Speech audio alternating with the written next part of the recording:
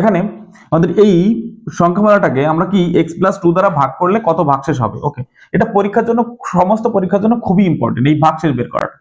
এই ভাগশেষ বের করার জন্য আমাদের ভাগ করে দেখার কোনো প্রয়োজন নেই। আমরা কি করব, যেটা বলেছে অর্থাৎ x+2 বলেছে, x+2 দিয়ে ভাগ করতে হবে। আমরা x+2 = 0, অর্থাৎ x = কি -2। আমাদের কি বসিয়ে দিতে হবে, x এর যে ভ্যালু পেলাম অর্থাৎ -2 পেলাম, এই সংখ্যাটা আমরা এই ভ্যালুটা আমরা কোথায় বসিয়ে দেবো, এটাই বসিয়ে দেবো। তাহলে কি এটা f(x) কি সিট রয়েছে x³ - 3x² + 2x + 3, এটা অর্থাৎ x এর একটা ফাংশন।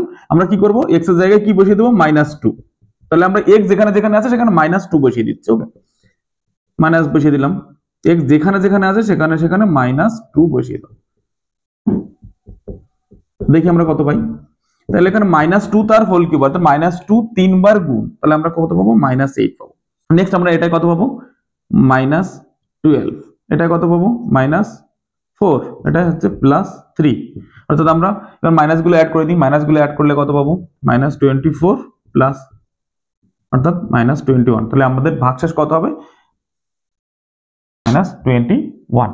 এবার যদি এই সংখ্যামালাটাকে যদি x - 2 দিয়ে ভাগ করা হতো তাহলে কত হবে ভাগশেষ, বন্ধুরা কমেন্টে জানাও।